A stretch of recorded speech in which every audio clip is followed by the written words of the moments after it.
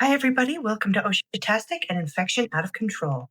A little bit about me. My name is Julia Martin, and I started my career in healthcare as a dental hygienist, but I went back and got a master's of healthcare administration in 2021. I've been an and infection control trainer for the Community College of Denver. And if you know anything about me, I love my dogs. They are my life besides work. A disclaimer: I don't have any financial conflict of interest to disclose with any of these slides. This course is to advance your educational process. I do not work or receive any financial sponsorship or support from any of the companies that I talk about. And these following PowerPoint slides are protected under copyright law. The goal of these videos is to be able to assess, describe, and comply with OSHA and CDC practices for mortuary science. Objectives will be that you'll be able to utilize the Occupational Safety and Health Administration standards of bloodborne pathogens, formaldehyde, and respiratory standards. You will also understand the rights that are afforded to you by OSHA. You'll be able to identify hazard communication labels and pictograms, and you'll be able to describe and utilize infection control practices. In the middle of these videos, you'll have a check your knowledge quiz, and then there'll be another one at the end. These consist of 5 questions.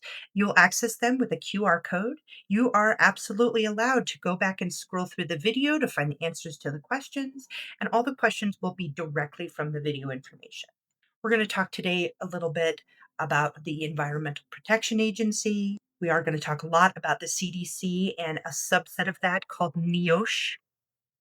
We're going to talk about the FDA, which regulates some of our devices, and we're going to talk about ANSI, which also is a standard setter for safety devices. OSHA's mission is really about training, outreach, education, and assistance to workers. And the name of OSHA is the Occupational Safety and Health Administration. And this was a law that was passed in 1970. You may have seen these types of posters at pretty much every job you've ever had because OSHA applies to all workers in all situations, whether it's construction or food service or in mortuary sciences.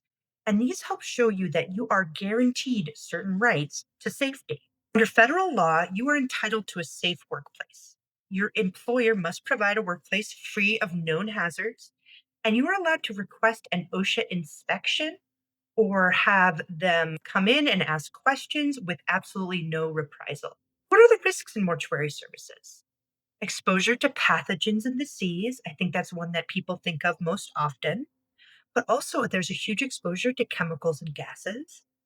There's an exposure to drugs and exposure to repetitive stress and bodily injuries through performing the same tasks over and over again. Let's start off with infectious disease. When it comes to infectious disease, we look at the chain of infection. The chain of infection starts with an infectious agent, a bacteria, a fungus, a virus. And then that bacteria has to get into a source. So that might be the environment, that might be a contaminated piece of clothing.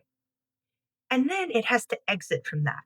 So it has to splatter while you're cleaning it, or the aerosol is some dust particles that are picked up.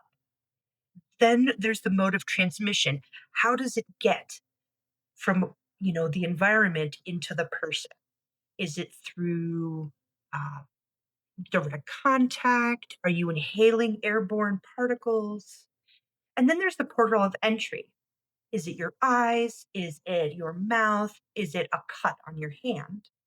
And then it's a susceptible host. And we can protect ourselves as susceptible hosts through treatment of disease and immunization against the diseases we can get immunizations from. What are some of the risks of exposure? Being exposed to blood and other potentially infectious material, which I will call OPIM, is one of the biggest risk factors. It's everywhere. It's on the instruments, it's on the surfaces, it's on any splatter or aerosols from the different procedures that are being performed. Is an exposure incident. An exposure incident is when we are exposed to blood or other potentially infectious material.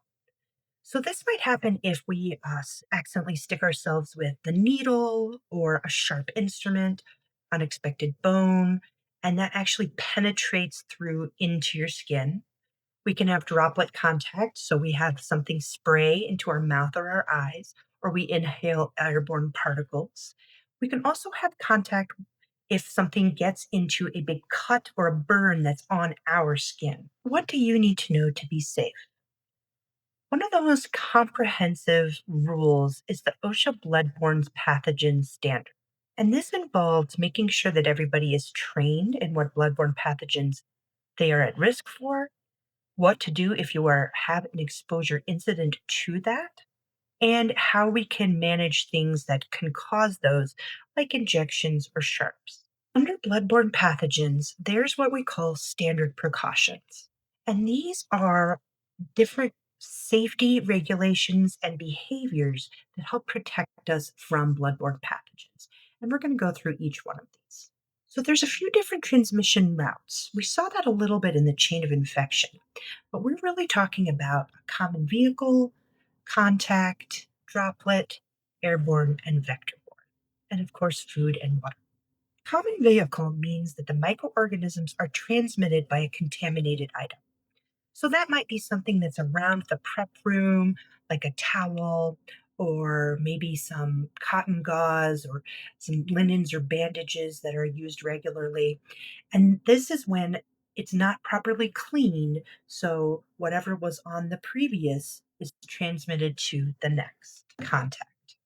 And contact is exactly like it sounds. We are touching something with our hands in direct contact.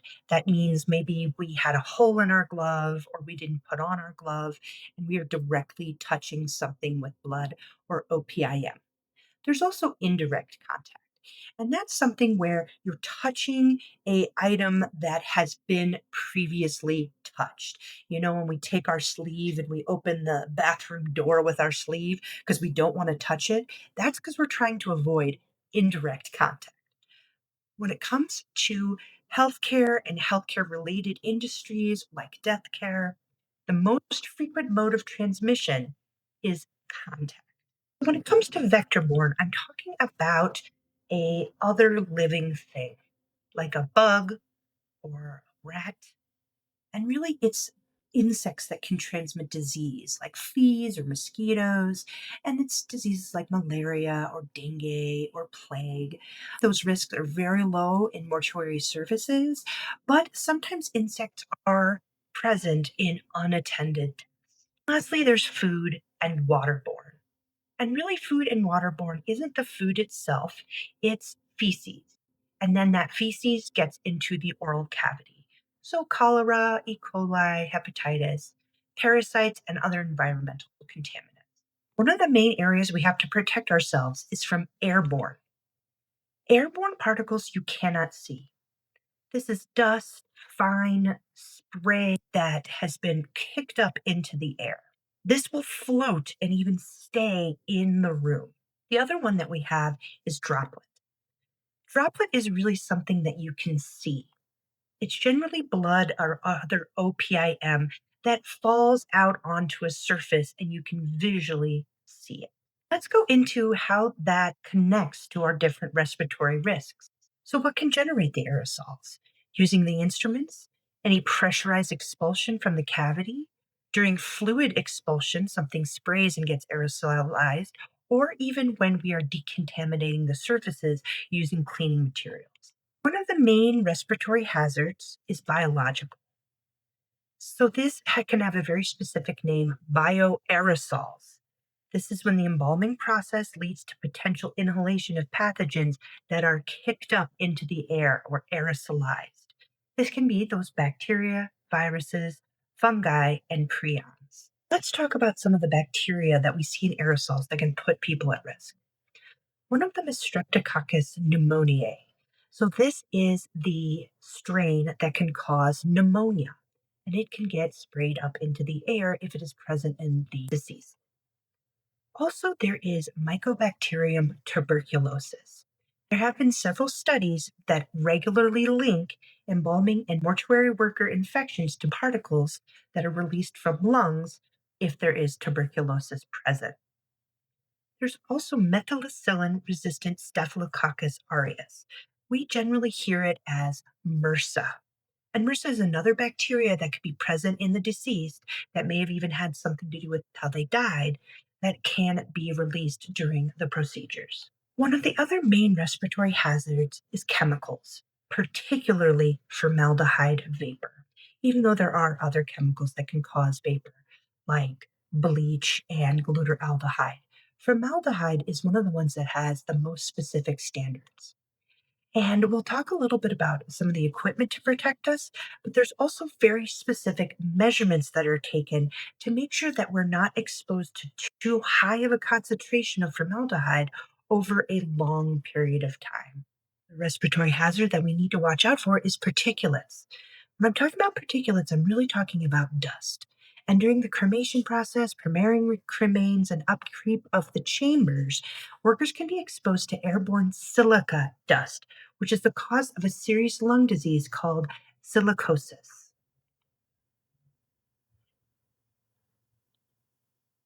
One of the other respiratory hazards is air pollutants. And again, this is involved in the cremation process.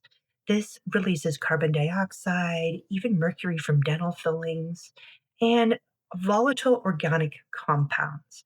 One of the big advances in cremation is filtering these out so people are not exposed to them. That's the end of video one. I will see you in video two.